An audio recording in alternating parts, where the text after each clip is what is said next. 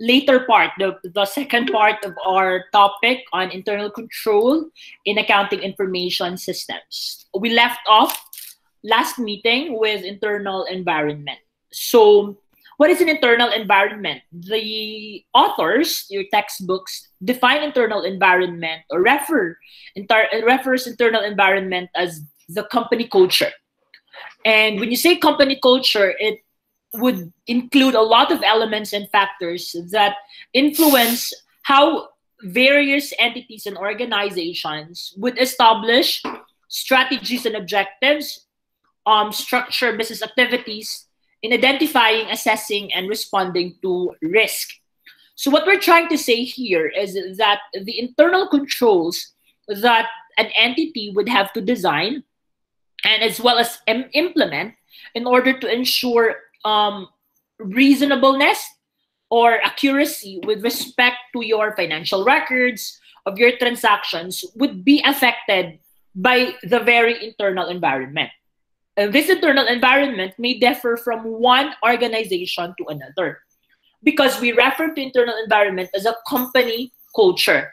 And company culture is not the same as in every entity and organization.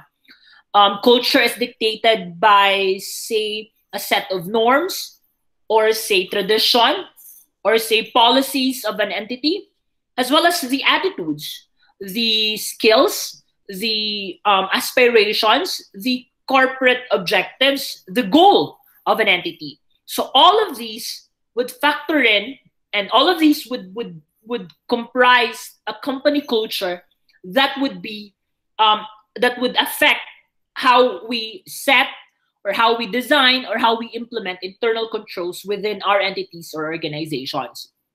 The internal environment, as your textbook has provided you, is the foundation of all other ERM components. That's why a weak or deficient internal environment results in breakdowns in risk management and control.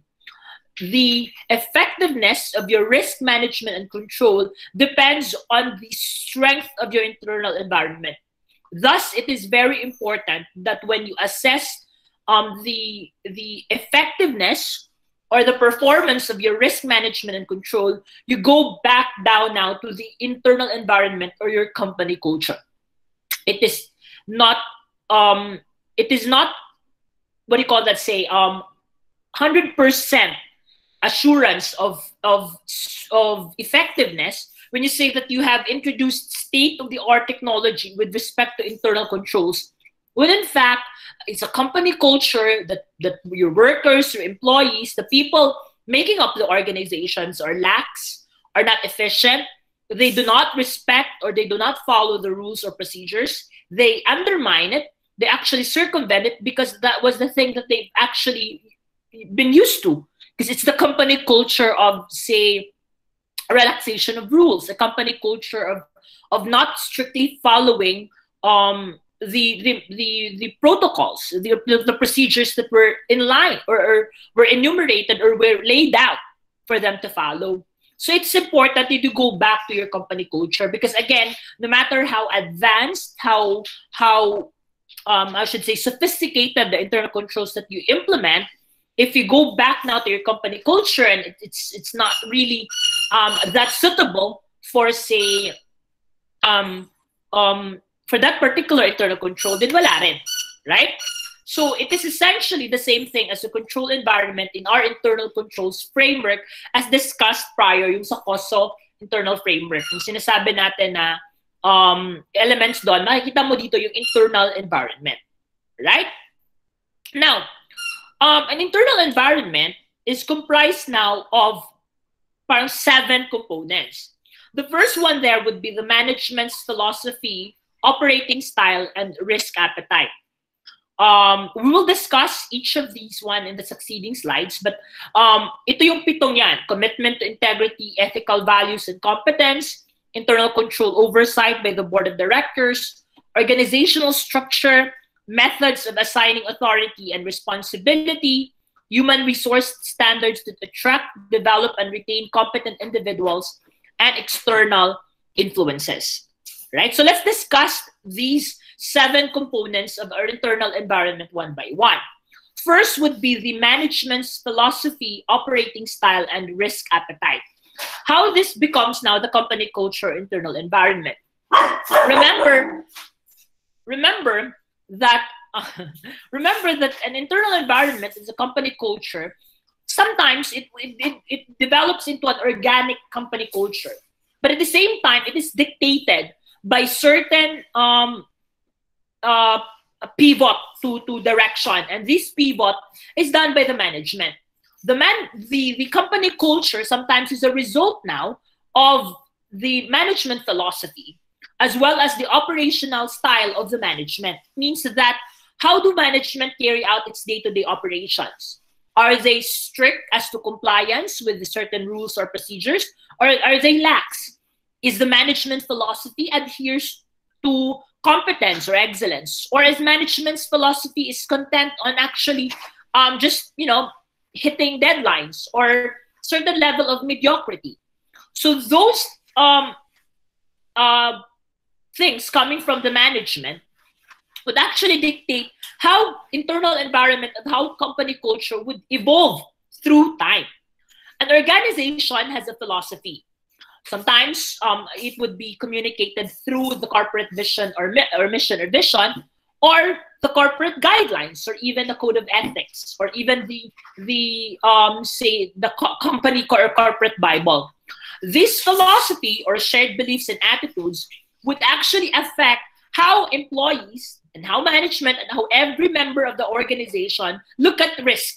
And that particular perspective affects now how policies are formulated and formed, how procedures are developed, oral and written communications, as well as in decision making. The risk appetite naman, class, with respect to the particular term, how do we say risk appetite?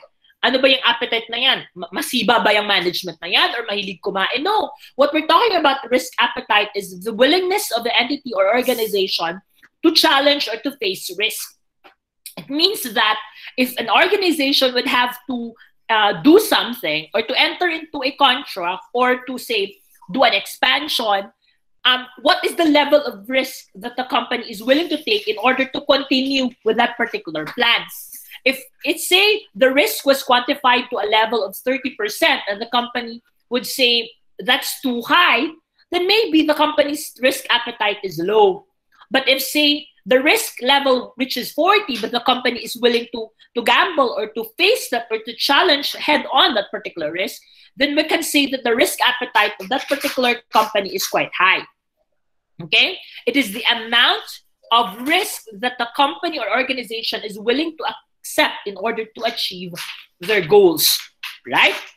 So this particular risk appetite would dictate now how the company or organization would have to formulate their company strategy. Kasi diba, if it's risky and the company has a low risk appetite, therefore it affects the company strategy because the company would just say, let's just do it some other time when it's not that risky, or let's do some other things, things that are not risky instead of doing this. Therefore, the company strategy would have to turn 180 degrees, or in fact 360 degrees, based on the risk appetite of the company.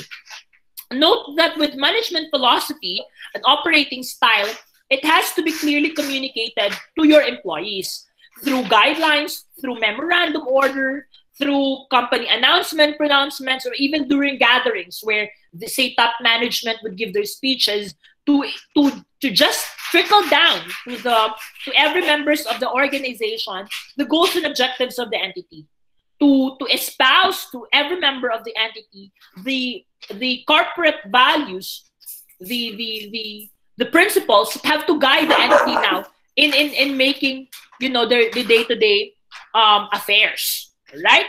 So if management here, as mentioned in this particular screen, if you look at here, the management is little concerned for internal controls and risk management, then it would result now to employees becoming more or becoming less diligent in achieving control objectives.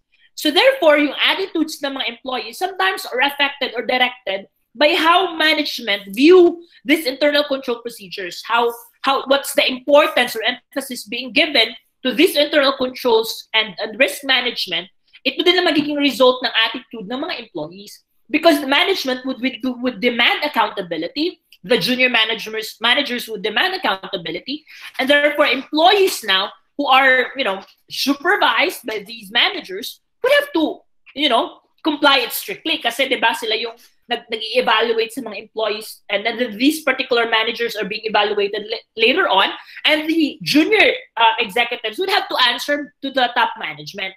So merong command responsibility that has been created if, say, medyo strict compliance ang dinidictate or dinidemand ng management. Right? This management's philosophy, operating style, and risk appetite can be assessed by answering some questions. And we have here several questions that can be utilized in order to determine if ano ba yung management philosophy, if the management's philosophy, operating style, and risk appetite would be feasible or effective with respect to the overall internal environment. First, does management take undue business risk to achieve its objectives? Reckless ba yung management with respect to achieving its objectives? Basta lang kumita ng pera, if the bottom line at the end of the year is quite high, it's willing to head on this risk without even preparing for, say, tinatawag nating contingencies. Now, what if hindi natin kaya? So, ganun ba ka-risk taker ang entity? Is the entity ba reckless with respect to, say, achieving its objectives? Or meron bang ginagawang assessment of potential risk and rewards prior to doing something? This assessment would lead on to, say, preparation of your contingency plan. Kung hindi yan siya mangyari, hindi naging possible, ito yung alternative plan, ito yung alternative course of action. Second question, does management manipulate performance measures such as net income so that they are seen in a more favorable light? For example, yung common sa other countries is that those running the day-to-day affairs, yung mga top executives, are not necessarily shareholders or top owners ng entity. So they are elected there as members of the board, and they actually represent the interests of the shareholders. But they only get the job if, say, the company's performance is good, or the company is performing well for the previous fiscal period or calendar period. And therefore, if the members of the management would like to keep their jobs, they really have to impress the shareholders, and they really have to show the shareholders that we're performing well. Is management resorting now to manipulating figures in order to say to save face with the rest of the shareholders and keep their jobs, and be allowed to enjoy the benefits or the bonuses that were included in their compensation packages? Kasi pag meron yan, and therefore hindi maganda yung management philosophy. It means that management's philosophy is not for the long term, but rather for the short term, for the benefit of the members of the management, not for the benefit of the entire organization. Another question, does management pressure employees to achieve results regardless of the methods? Ito yon, yung parang hindi na tinitingnan whether the methods are ethical or not, whether legal or not, as long as we achieve this one. That's not a good management philosophy, because you actually demand now from the members of your team or organization that they do whatever it takes in order to win, or whatever it takes in order to achieve the goals. And sometimes these are forced methods na hindi na ethical. Diba? Kasi minsan legal yan, but not ethical. Sometimes, kasi diba, you've mentioned before, I think I might have mentioned it before, that some things that are legal are not ethical. Some things that are, diba, parang sinasabi natin na hindi naman mali kasi under the law, hindi naman siya prohibited. Yes, it's not prohibited, but it's still unethical. Okay? In other words, do ends justify the means? Is the end goal now justify the means that you have to take in order to achieve these goals? And who said this? Does the end justify the means? Niccolo Machiavelli, right? Right. Kasi dapat alam natin. Kasi may filo tayo, charot. Anyways, so yan yung management's philosophy, operating style, and risk appetite. Second, yung commitment to integrity, ethical values, and competence. Okay? This is also an important factor for an internal environment or your company culture. Meron bang commitment ang entity to integrity, to ethical values, and to competence? And saan yan siya usually na-espouse? During your orientation. Pagpasok mo pa lang sa company, i-orient ka na not only with, say, the day-to-day affairs, not only with how you comply with your attendance, your pay and everything. Ini-introduce din sa new employees yung commitments ng entity, yung kanilang, say, corporate values or corporate ethics. If that usually naman yung mga companies sinasabi nila, we do this, we commit to integrity, we value, ethics, and we adhere to competence. Lagi namang sinasabi yan. But it's beyond words. Dapat kailangan nakita yan siya with respect to how they keep their employees, how they motivate their employees, how they demand from these employees these values, yung ethical values na yan, yung integrity at yung competence na yan. It should be more than words, but rather it should demand true integrity, ethical values, and competence from the members of the organization. Sometimes nasasabi yan siya sa handbook, sa message ng CEO, opening message, recorded video during your orientation. It's also being stressed in your corporate social responsibilities, yung CSRs ng entity na ganito ang goals natin dahil ginagawa natin ito because we believe that the company is more than this. We are just not a money-making machine, but rather we also contribute to the betterment of the community. May mga ganong linyahan yan during your orientation. Companies endorse integrity through trainings, yung actively teaching it and requiring it from members of the organizations. They also endorse integrity through avoiding unrealistic expectations or setting up incentives that would result now for employees to resort to unethical behavior just to achieve these incentives. Kasi nasabi dyan yung mga incentives na sineset ng management or ng organization should be in a sense that they are realistic and achievable through excellent work, through efficiency. Kasi kung nakaset yan siya into something na hindi na-achieve or mahirapang na-achieve through sheer work, na kailangan talagang umabot sa punto na may manipulation ng attendance, manipulation ng performance rating and everything, then wala rin. You're actually just trying to promote integrity by paper. But in actual pala, you're actually pushing your workers to do unethical things just to hit the incentives. Nag-set ka pa ng incentives kung hindi naman pala achievable. Ganun yung problema sometimes. Ng mga bonuses na yan, yung hitting quotas. Sometimes kasi minsan they fail to factor in yung time period. Minsan masyadong mataas yung quota for a short period of time. Alright?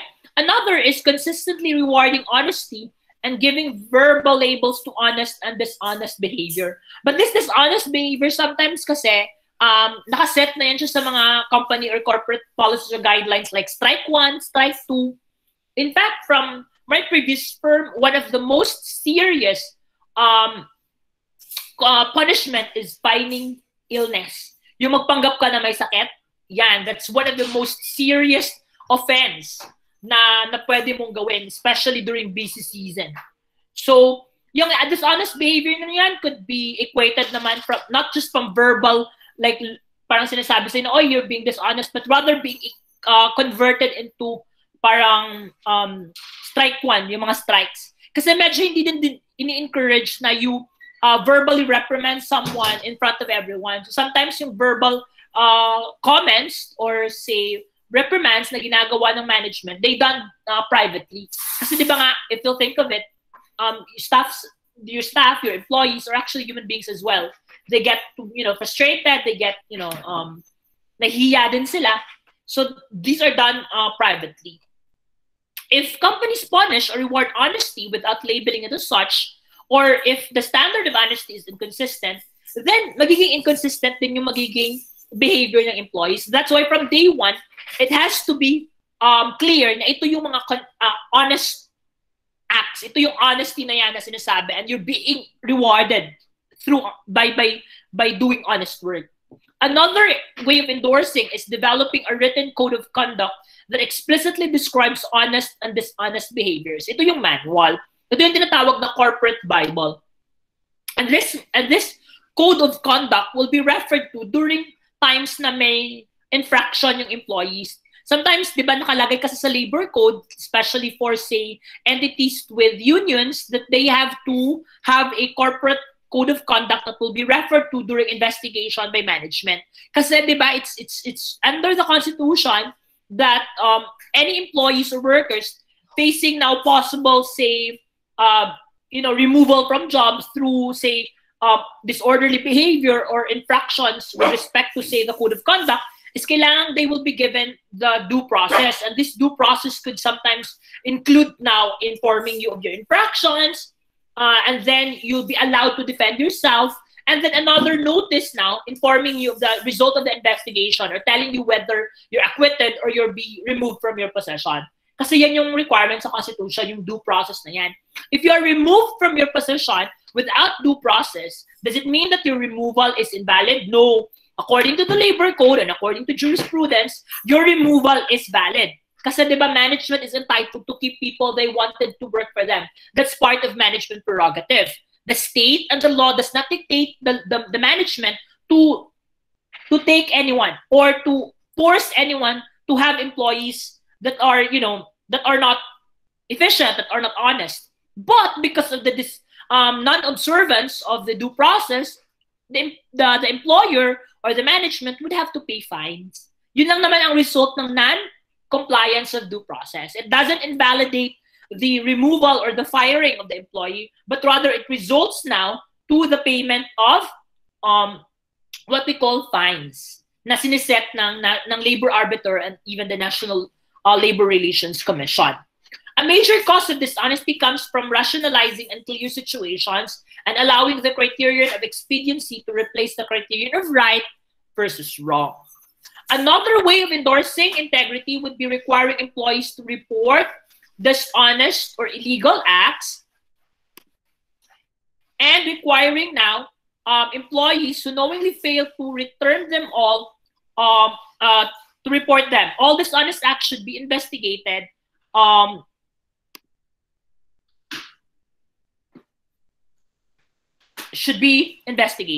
Right? Now let's proceed to the third one, which is internal control oversight by the board of directors. Now, the internal control review will be done by your independent auditors. But before you actually be audited, you set up the internal controls. The internal controls will be designed, right? Now, the internal controls design should be done not by the top management or those individuals that will be subject to that internal controls, but rather by an independent body. And in a corporation, independence can only be assured if the body that sets the internal controls are not answerable to the top management or even to the bosses that will be subject to internal controls, but rather directly to the board of directors. That's why it is important that in creating an efficient internal environment, that the internal control oversight is through the board of directors. Okay, it could be a set of 2 or 3 board of directors, members of the board, that would represent now shareholders and provides an independent review of management, and they would comprise now the internal control oversight, and they will pick now individuals that will design, formulate, and develop the internal controls and implement them. Kasi para kahit pa president yan, kahit pa top management yung subject to internal control, hindi niya pwedeng ma-override yan because the internal control has been overviewed and under the supervision of the board of directors na mas nakakataas pa sa president. Okay? In fact, in the 2002 Sarbanes-Oxley Act requires now public companies to have an audit committee of outside independent directors. Therefore, hindi na bago ngayon yung pagka-create ng independent internal control oversight. And sometimes the internal control oversight is being given to the audit committee, which is comprised naman ng independent directors. Sa US kasi, you're required now to a certain level to have at least 2 independent board of directors, member of the board.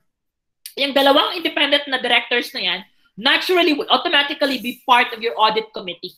Kasi di ba nga, independent sila eh. Therefore, their interest is separate from the financial interest ng management and the shareholders. Nandyan sila to provide integrity. And kaya independent sila. They are picked because of their, say, experience, because of their reputation.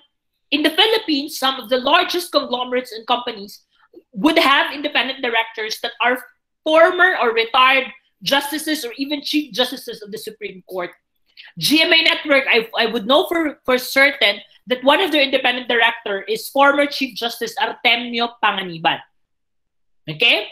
Sa ABS-CBN naman, one of their independent directors is a priest. Kasi nga, they are there because of their reputation of integrity. Okay? And the audit committee is responsible for financial reporting, regulatory compliance, internal control, and hiring and overseeing internal and external auditors to report all critical accounting policies and practices to them. Note na since ang internal control is inclusive of the audit engagement, nagiging part siya ngayon ng oversight responsibility ng audit committee. Kaya napupunta sa audit committee yung oversight ng internal controls. Kasi sila din, ba nga, sinasabi natin, it is management's responsibility. But isn't it that it would be conflicting if the very management who's responsible in setting up the internal control, sila din kasi ang subject to internal control. Kaya sinasabi nila na the management that being contemplated here, which is the management's responsibility to set up or to establish internal control, what we're talking about the management here would be the board of directors. Okay? And it is also incumbent upon the directors to approve company strategy and review security policies. Ngayon, kung walang independent internal control oversight by board of directors, ano mangyayari sa internal environment? It is an internal environment that is susceptible now to manipulation or susceptible to circumvention by top management. Because, again, kung wala sa board of directors ang responsibility ng oversight, it would fall now to the topmost management. And it would result now to say internal controls being followed strictly by people below, pero pagdating naman sa taas can easily be circumvented, especially in a closed corporation where only family members occupy topmost positions. They can easily window dress financial statements because they can circumvent these controls by themselves. Pero pag may independent board of directors, hindi nila pwedeng gawin yun. Kasi sometimes these independent directors, being independent nga and the reputation at stake, they would adamantly or vehemently oppose these circumventions. Sabi na, wait a minute. Kapag hindi naman nakinig ang top management, the member of the board can easily raise this one during a board meeting or even call for a stockholders meeting or even report this one to statutory or regulating bodies like the SEC. Kaya mahirap ngayon mag-manipulate if merong independent directors. Unless, of course, yung independent directors mismo kasali doon, pwede na lang gawin na. Pero mahirap yan kasi mahirap yung i-include ang independent directors sa mga plano na yan because the risk of being exposed, kasi hindi mo nga kilala na baka hindi naman siguro yan makiki-join sa atin because nga independent director, di ba? May pangalan, may reputation na pinoprotektahan. Sino ba namang company, di ba, na independent director mo, former Chief Justice ng Supreme Court, tapos sasabihin mo, uy, gawin natin yung ganito, di ba? Parang nasa point na yung former Chief Justice na at the point of his life that I've been the head of the judiciary, tas gaganito. Di ba? Parang mahirap siyang i-achieve yung ganyang plans if meron kang reputable independent directors. Let's proceed to the fourth one, which is the organizational structure. A company's organizational structure provides a framework for planning, executing, controlling, and monitoring operations. It is important na i-include natin ang organizational structure with respect to internal environment because the structure now dictates the depth as well as the scope of your company culture.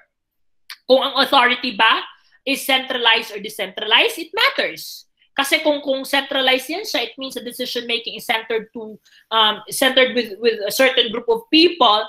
So ngayon, yung magiging company environment or response ng employees natin would be different as well if decentralized siya. Kasi they have their own top executives within their vicinity or within their premises. So medyo ano sila, tiptoe or mas strict sa compliance with kung nakase-decentralized. Kung centralized kasi, meaning nandoon lahat ng top management, medyo lax ngayon yung mga nasa provincial or branches or yung mga nasa malalayong facilities. Another aspect of organizational structure that you have to consider would be the direct or matrix reporting relationship. Ano yung reporting responsibility ng one staff to the upper one, or the type of industry to which the organization is part of, the product line, location, or marketing network, how allocation of responsibility affects information requirements, organization of and lines of authority for accounting, auditing, and information system functions, as well as size and nature of company activities. So ngayon, yung organizational structure would involve kasi dyan the number of executives, the junior management, the middle level managers, and the supervisors, and then the rank and file employees. So how do we set up internal controls would be heavily dictated by this organizational structure. Kasi di ba, ilang internal controls ba yung ilalagay natin, saan siya ilalagay, sino ba yung approvers ng mga transactions, ano ba yung magiging review procedures natin, that will be dictated by the organizational structure. Okay, let's proceed to the fifth one, which is method of assigning authority and responsibility. Sinabi ko kanina, di ba nga, magdidictate ng organizational structure ang ating approval procedure as well as yung authorization of certain transactions. This will have to be related to the methods of assigning authority and responsibility. It means that there should be an understanding on the part of the management, making sure that in assigning authority and responsibility, these are in line with the corporate or company goals and objectives. It means that there is a sense of accountability being imposed to members of the organization to encourage them to use initiative to solve problems. Kasi di ba nga pag mayroong assignment of authority and responsibility, certain members of the organizations are empowered to do certain acts because they were given that authority and responsibility. They felt that it is our responsibility to do it, therefore we are empowered to do such kind of things. If walang ganong certain responsibility kasi, nangangapa ka, up to what certain extent ba ang kaya kong gawin? Up to ano ba ang meets and bounds ng aking possession or aking responsibility? Dapat nakaline yan siya. Kasi kung hindi naman sinasabi na hindi mo siya responsibility or out na yan siya ng scope mo, then that particular knowledge would empower the employee to act. Kasi di ba, covered to ng possession ko. Right? This authority and responsibility must be communicated using formal job descriptions, using now what we call the flowcharts, organizational flowcharts, saying na because nandito yung employees, therefore it is my responsibility to supervise or to review yung work ng certain employees na yan. Or even a verbal confirmation from a higher management saying that you're allowed to do it. Kasi sometimes it's a magiging corporate issue din yan siya or subject to intrigues. Kung someone who's overstepping or going outside the bounds, parang feeling boss naman yan. Diba? So therefore, there must be a formal job description. It must be mentioned during your employee training. It must be included in your written policies and procedures para klaro sa lahat that you can act within that particular authority and responsibility. The policy and procedures manual explains the proper business practices, describes the needed knowledge and experience, explains document procedures, and explains how to handle transactions and lists the resources provided to carry out specific duties. Okay? And why is it that this method of assigning authority and responsibility affect company culture? Obviously, because once your employees are informed of the meets and bounds of the responsibility, and they act with their initiative, believing that it's within the bounds of the responsibility, you actually create a holistic, competent set of employees that go on their own, like parang decide on their own on certain tasks, showing initiative para to complete now certain task or certain function without the need of being told, without the need to be told by certain higher up or certain manager. And because of that, they learn to act on their own. They learn the initiative. Therefore, they would show now the potential to move higher, to be own managers in the near future. Kasi hindi naman maganda din sa company or entity that we have this set of employees and they will be like that for eternity. Kasi kailangan din natin i-hone yung need ng employees natin for growth, for say improvement, for maturity, 'di ba? So pag na-achieve na nila yun na what do you call that one, na max na nila yung certain position na yan, they would really want or look for the moving forward, how they would improve now or how they be promoted. Yun yung mga goals ng mga certain employees natin who are, showing certain initiative, mga leadership skills, yung mga ganon. Another would be human resource standards that attract, develop, and retain competent individuals. Note that it is incumbent upon your employees, the quality of your employees, yung magiging company culture. If the employees or the staff or the individuals that you attract to apply for positions in your company are competent ones, meaning skilled, competent, hardworking individuals, then basically you'd expect a company culture of excellence, a company culture that adheres to hard work, and a company culture that, follow rules in order to achieve your corporate goals and objectives. But what if the HR or the human resource standards would gear towards mediocrity? What type of people ba yung kailangan ang ma-attract natin? Also, the low quality ones, those dishonest individuals, the not hardworking ones, those who are comfortable with mediocrity, and these kinds of attitudes would actually affect the overall performance of the entity. Kasi if these individuals are settled not to mediocrity, then you would expect that the overall performance of the entity would also be mediocre. Okay? And how do we set these standards? Obviously, for positions that require certain skills, it must be well compensated. Because if this is a skillful position, meaning you're actually offering positions that require so much skill and rare to get, and then you offer a certain level of compensation, you're not gonna attract the skilled ones, but rather you'll be getting the subpar ones, at the same time the individuals that are content of receiving that one. But if you are offering these amazing compensation or job incentives, then you can be attracting the type of individuals that are how should I say this, motivated, they have direction, they have initiatives, and at the same time they view your company or the position that being offered by the entity as somewhat like a career advancement rather than a stepping stone. And in viewing it as a career advancement could be a powerful force to encourage honesty, efficiency, and loyal service. Alright? Instead of be just a stepping stone. Kasi ang idea nila is aalis din naman ako kasi nga, ano lang naman to, in passing, stepping stone lang. Alright? The HR policy should convey required level of expertise, competence, ethical behavior, and integrity. And these are usually espoused during your orientation. Ini-inform din kayo ng HR during your orientation ng mga policies na ito or mga requirements. And in my former firm, we call it human capital. We don't call it human resource. Because my previous firm view it as parang sinasabi kasi natin pag sinabi natin human resource is that individuals are just what? Raw materials that we just discard. Para lang siyang inventory ba? Parang resources lang na pwede natin i-discard later on. Sinasabi ng firm namin is that you are more than resources. Members of the firm, individuals, these professionals are not just mere resources, but rather capital. Okay, that takes a very important position in how we build the company or we build the firm. That's why we call it the human capital instead of human resource. Maarte lang talaga ang PwC, but yeah, it's human capital instead of human resources. And of course, last one would be external influences. The company culture will be dictated by outside factors, outside entities, organizations. And most of these outside entities, organizations are government bodies or regulatory bodies.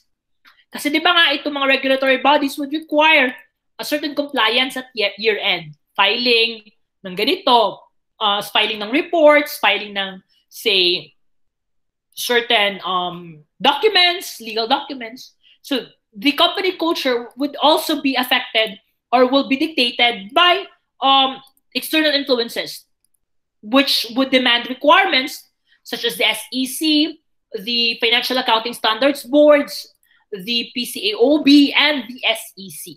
So these entities or organizations would actually are important components as well in your internal environment. Kasi di ba nga, yung ginagawa natin, especially during year-end, yung ginagawa ng entities during year-end are demanded by these external agencies or external organizations.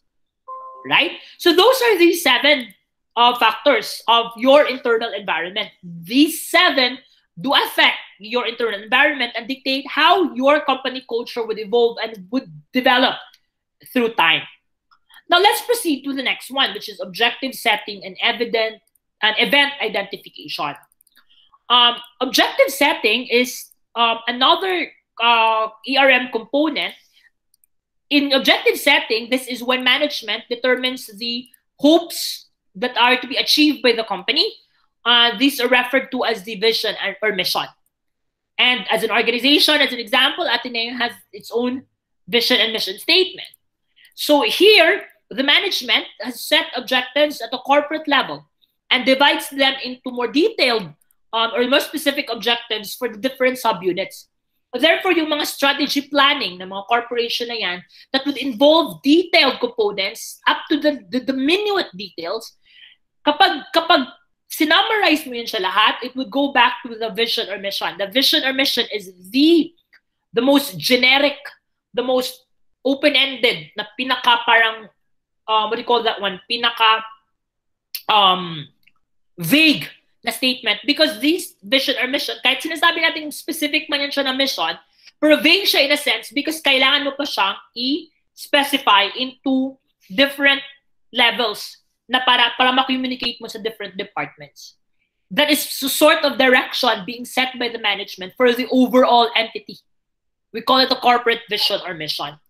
The company determines what must go right to achieve the objectives and establishes performance measures to determine whether they are met. Now, we have 2 types of objectives. First is strategic objectives. This is a high-level goal or high-level goals that are aligned with the company's mission, being supported and it creates a shareholder value that are set first. Management should identify alternative ways of accomplishing the strategic objectives, identify and assess the risk and implications of each alternative, formulate a corporate strategy, and set operations, compliance, and reporting objectives. Strategic. From the word itself, it is the overall strategy of the entity. Ito yung pag-identify natin ng mga complications at ito yung magiging course of action natin, alternative courses of action, formulate company strategy, ano yung ating strategy for the year, ano yung ating magiging diskarte, and how we deal, especially for, say, 2021, we already know that there's a pandemic. Therefore, the corporate strategy would really figure in properly the COVID-19 response of every company. And of course, set operations, compliance, and reporting objectives.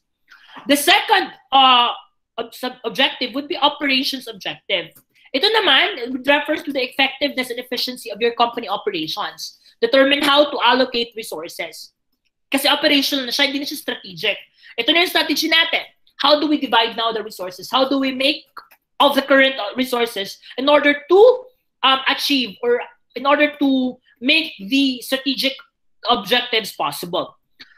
In the operations objective, dito nagre-reflect ngayon yung biases and preferences ng management and then the judgments and style in order to achieve corporate success. Kasi di ba kung yung management preferences and biases, because obviously you have to provide the resources, how you divide these resources, and therefore ano yung ipa-prioritize, ano yung ipa-prefer natin, right? Then we also have your reporting objectives, which ensure now accuracy and completeness and reliability of your company reports. Ito yung objectives na usually binibigay sa audit committee report. Fourth would be compliance objectives, which would help the company comply now with all applicable laws and regulations. The compliance objectives and report objectives are imposed by external entities. For reporting objectives, yung audited financial statements will normally be demanded by the SEC, and yung compliance objectives would be your independent regulatory bodies aside from SEC, or even your tax compliance with the BIR, and other responsible agencies naman to which they have the mandate to oversee or to supervise certain industries. So yung industry na yun would be banking, diba? Bangko Sentral. If that industry would be insurance, that will be the Insurance Commission. Right? Now, event identification. Now, in our cost of framework, the event in event identification, we have to first define what is an event. An event is defined as an incident or occurrence emanating from internal or external sources that affects implementation of strategy or achievement of objectives. Okay? So, pag sinabi nating event, meron siyang occurrence ng internal external sources na nag-a-affect sa implementation ng strategy. What are these events? It could be a positive or negative event, or both. A positive event represents an opportunity, whereas a negative event represents a risk. Okay? An event also represents uncertainty. It may or may not occur. If it does occur, it's hard to know when. Okay? Events may occur individually or concurrently. And management must try to anticipate all possible positive or negative events. But again, human nature and our human parang limitations, we cannot envisage all of these events to happen. And therefore, what the management will have to do is just to anticipate based on certain factors, based on projections, based on estimates, not really like 100% determination or assurance that ito yung mga events na mangyayari, because again, we cannot envisage everything. There are factors that we may not have included or we may not have analyzed in order to include the possibility of the happening of a certain event. Okay, let's proceed to risk assessment and risk response.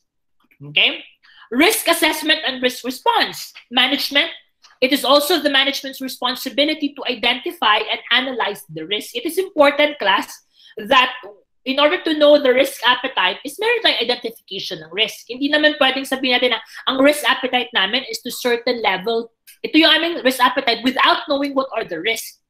So head on, first pa lang, there must already be an identification and an analysis of risk in order for the management to determine if these risks are manageable.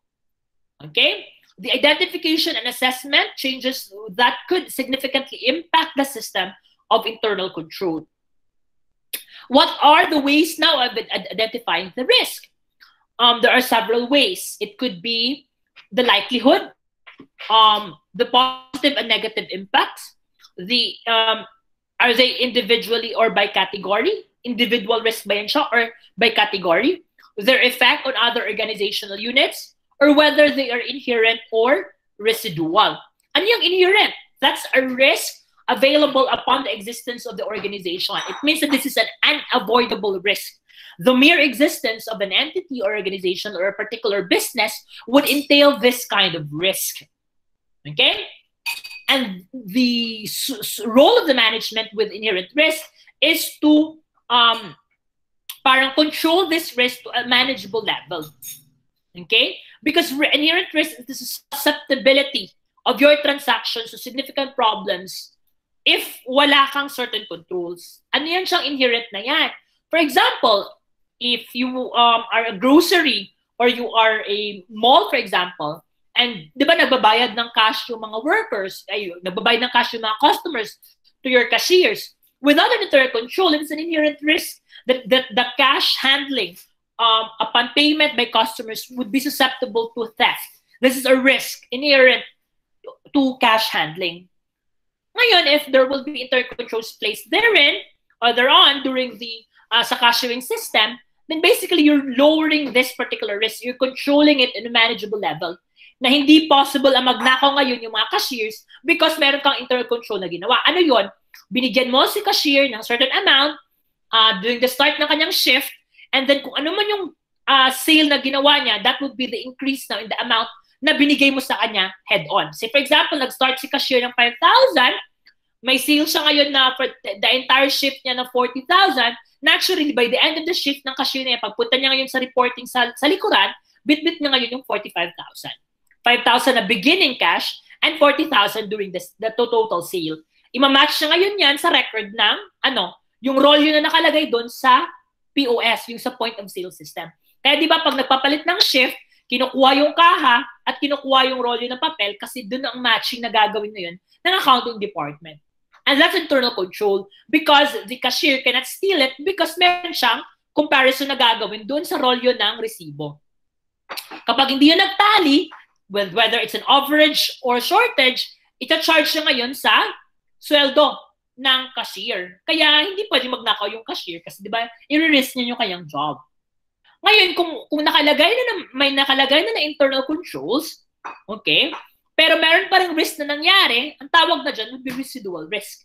Because again, from the term itself, residual, tira-tira, residue. Therefore, these are risks that are not addressed or were left unaddressed upon the implementation of internal controls in a particular transaction. Okay? Now, that's the two types of risk. Now, let's proceed to 4 ways to respond to risk. We have actually 4. First is to reduce the likelihood and impact of risk by implementing an effective system of internal controls. Yun naman talaga ang goal ng internal controls, reduce the risk. Another way of responding to the risk is to accept it. Accept that nangyayari ang risk na yan. Sinabi na nila, ay baka hindi naman mangyari na lang. No. Kapag meron ng ganyang risk, huwag mo nang sabihin, ay baka hindi naman mangyari or hindi naman siguro masyadong mababa yung probability. No. You have to have a certain mindset that this risk will likely to happen. Whether they're gonna happen or not, wala tayong pakialam. We have to accept the likelihood and impact of risk, and therefore we can address it because we have accepted that it's gonna happen. Third will be to share the risk or transfer to someone else by buying insurance. Kasi ganyan ang concept ng insurance eh. You're sharing the risk with other policyholders or with other individuals paying for the insurance premium. So for example, earthquake insurance ka. Pag hindi mo na-share yan, if nasira yan siya, nasira yung building mo, later on, ikaw magbabayad ng buong sira na yan for you to recover it. But by buying insurance policies, you're actually buying a certain percentage lang of the amount that will be spent to recover from that earthquake. Kasi marami kayong nagbabayad. Pero ang idea kasi ng insurance company niyan is that ito yung mga policy holders ko. Pero hindi naman kasi sila lahat masisiraan during an earthquake. Or hindi naman sila lahat ang babayaran namin ng insurance proceeds later on. Kaya masyadong malaki yung pera na nakukuha nila from the insurance policy holders. Sa idea naman ng policy holders is ito lang yung babayaran namin, pero ito yung makukuha namin na mas malaki because we're sharing the risk with other people who are paying for the premiums. Fourth would be to avoid risk by not engaging in activity that produces the risk. If a risk is avoidable, then so be it. Avoid it. Kapag hindi naman siya avoidable, means it's unavoidable, then you may do so by accepting that the risk might happen and try to reduce it by implementing internal controls. So yun yung 4 ways to respond to risk. Reduce, accept, share, and avoid the risk. Now, let's proceed to the risk assessment approach. We have 6 steps. Okay, so let's discuss this one by one. First is identify the events or threats that confront the company. Of course, it's important that you identify it head-on. And then upon identification, pag na-identify mo na, you estimate the likelihood or the probability of it happening. Ngayon, kapag probable siya na mangyari, or the likelihood of it happen is quite high, you make an estimate now of the possible impact. What would be the potential losses of the company or organization should this risk happen? Kapag masyado namang mababa yung potential loss, might as well just develop a strategy that would temper such loss in such a way na mas negligible pa siya. Or if pag mataas naman ang impact, then you provide safeguards. And this is to identify controls to guard against each of these threats. Now, after identifying the safeguards or to provide identify the necessary controls, what we're going to do later on now is to estimate the cost and benefits from instituting these controls. If the potential loss now that might happen with this risk is lower than the cost to implement these internal controls, then parang no need na for you to provide these internal controls, because it is imperative, class. It is very important that the cost of implementing your internal control must be lower than the losses that you seek to prevent. Kasi anong purpose na nag-internal control ka kung mas mahal naman pala yung implementation ng internal control than dun sa possible losses? Magpa-loss ka na lang kung gano'n, di ba? And last is to reduce risk by implementing controls to guard against the threat. All right? Now, let's proceed to the next one, would be the control activities. Okay. Ano yung mga control activities? Control activities pertain to policies, procedures, and rules that provide reasonable assurance that control objectives are met and risk responses are carried out. Ito yung mga activities na nag-ensure that the control objectives are met. Ano yung mga control activities na yan? Yan na yung mismong controls na nilalagay during the transactions. Ito yung sinasabi natin controls na kailangan na-design. Ito yung mga internal controls na sinasabi natin they have to be formulated, that they have to be implemented. They refer to control activities. Kasi pag sinabi natin internal control, it's the overall internal control policy.